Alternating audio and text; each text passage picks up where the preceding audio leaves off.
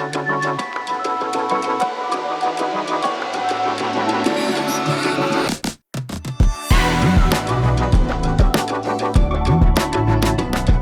believe that I really look forward to be past the first corner because it is always a stressful moment for us in the garage. You know, there are a lot of cars around and they are all fighting from turn one of the first lap, and it's always tricky to, you know, try to stay in the good line, try to stay in your position or even overtake without having troubles because the races are long and you don't want to be over from lap one. So yeah, I'm definitely more relaxed when we are done with the first couple of laps. For me, the thing I'm waiting for the most is when everything is going together. When the strategy you plan the next day is going well, when your drivers are as fast as you predicted, when the mechanics are doing great pit stops. Even if you don't win the race, sometimes it happens, you do your perfect race, but you're missing a bit of pace, and that's fine, you cannot win all races, but when everything goes according to the plan, this is for me the best part of the race. Yeah, actually all of them.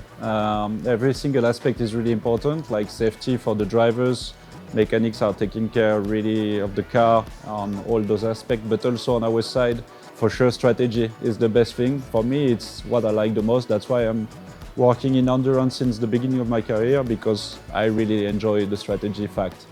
And it's getting better and better, more intense, let's say, in the LMS throughout the season as the regulation is changing a bit, the level is getting really higher, and strategy is a big point of the week. A lot of work.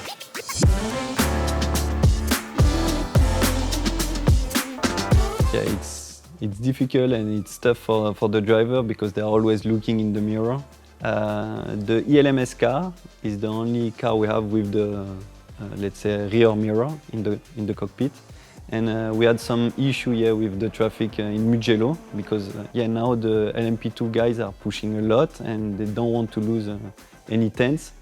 So that's why they need to practice the driver and to get used to that. So that's why always the prologue at the beginning of the season is the best way to practice that, and it's quite difficult, and that makes big difference between drivers.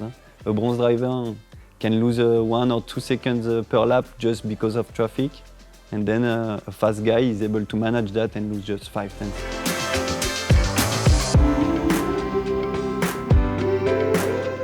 So the preparation before the race is based on the physical prep for the mechanic. We are taking care of them with a specific coach at the gym, so they are ready for the pit stop. They are ready to be able to handle such a long week with a lot of hours of working. And for the drivers, it's really depending on the drivers. There is a couple of new generation drivers that are happy to have coaching mentally and also physically. And there is some drivers that just take care and handle it by themselves and just go running or bicycling. Well, physically, as I'm an engineer, I will not say I work a lot physically, but mentally it's important. I'm working now a lot on trying to stay calm and to not communicate emotion through the radio. So it's, for me, at the beginning it was a big effort to stay always calm and to not give too much space to my emotions. That comes also with the experience. As I'm now a bit older and experienced guy, it's easier now. Yeah, on the car, even though they all look similar because they are all Oreca, there is a lot of things that we can do to adjust the performance, such as ride height. That's the first thing we are working on when we arrive on a specific track, depending on the downforce, the speed we're going to carry. We have to adjust the ride height. Basically, the target is to be as low as possible, respecting the regulation of the plank wear.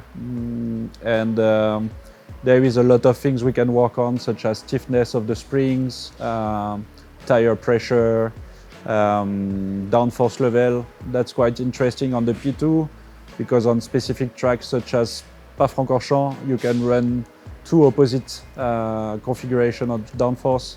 Low downforce with no gurney, no dive planes, but also full downforce. And it's a matter of where you are putting the target. If it's sector 1 and sector 3, then you go low downforce. If it's high speed corner and low speed corners, it will be sector 2, so maximum downforce. And it's interesting because then it's creating a lot of overtakes on the track because there are cars that go 15 kph faster than the others, but they are slower in the corner, so it's all about being able to be in front and hold the queue.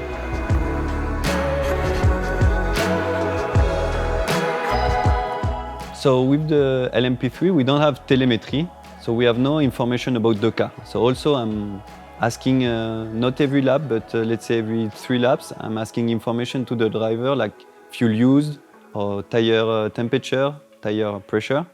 And then on my computer and on the screen, I have all the timing information about the other cars, when did they stop, how many time, the stint, length, and all the timing information I have. So we always set up the car for the conditions we have during an event, but we always try to be careful about what's next. For example, what is the weather forecast for the next day, if the wind will change, if the track temperature, the air temperature will be higher. And we always try to anticipate this and to have the car in the what we call the window, within the range for the drivers, and to maximize this. Yeah. Yeah, it's a question of anticipation, looking at what is the specificity of each track, trying to decide what we're going to focus on based on experience, because the ELMS is coming back on a couple of same tracks since a few years we are in. So that's a lot of work from that, but also when we are going to a new track such as Mugello, or back to a really long time no see track as Silverstone for next year. It's more about understanding what is each specificity of the track and trying to decide where we go, basically.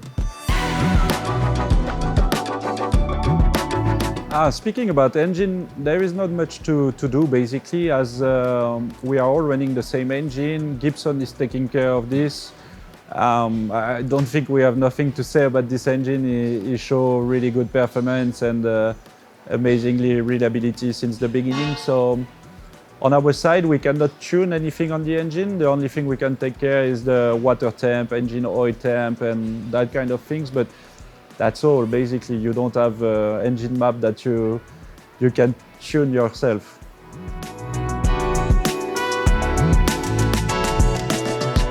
Basically, there is some drivers that prefer that car and some that prefer that one. But by the end, we all agree on one point, is that which one go the fastest, which one we can drive for double stint on the tires, which one we can drive for 4 or 24 hours. So that's, by the end, the decision is made like this. It's not about egos or whatever, but I know it can happen, so I hope I will never face that issue.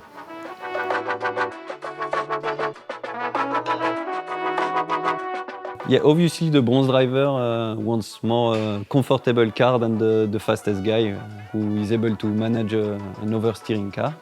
But also we are working a lot on driving with the driver coach, and we are asking them to work on the driving and to do the things as we want. And when they are doing great the job, then the balance of the car is not anymore a problem, because they are driving. Everybody is driving the same way. So then the balance is okay.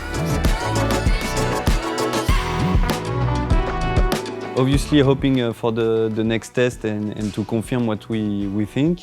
The biggest change is the engine, and the driver will need to adapt to that. Then regarding the car, the biggest change is the mass distribution, the weight distribution. And that's the only thing we need to adapt a bit. And then the philosophy of the setup will remain the same between the previous car and the new one. But, yeah, you receive the car with the engine, then obviously you can swap the engine between the cars, and after some kilometers you need to rebuild the engine, but that's the only thing. You are not allowed to rebuild by your own, so you send it after 10,000 kilometers, you send it to Oreca, they rebuild it, and then you have it back again.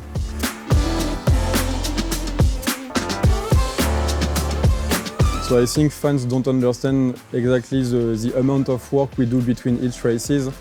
Basically, it's not just going to a track and running the car. We spend a lot of time looking at data, setting up the car, or thinking about setup, test items for the next event. Looking at the history for the strategy to see the probability of having safety cars, full course yellow on a given track. So this is a lot of job we do at the workshop between races. So sometimes even if we have 3-4 weeks between two events, it's not that long to prepare everything. So this is more on the engineering side, but also on the mechanical side. You have to understand between every event, the guys are stripping down the car and changing. They are not changing every part, but they are checking every part and changing a lot of components on the car. So it takes a lot of time between every event, and this is something you don't see on track. If we talk only of ELMS, the biggest thing is LMP3. They are not always aware about drivers are sometimes double stinting the tires. And sometimes they are comparing drivers at the same time on track, but not with same condition. Fuel consumption, and also sometimes drivers are double stinting the tires, and that's why then we can see some difference, even if the driver are with similar level. Actually, I would like the fans to understand that it's not so easy as it appears on TV. It's not just about those 5 days that we are spending on the track. It's so much more than this.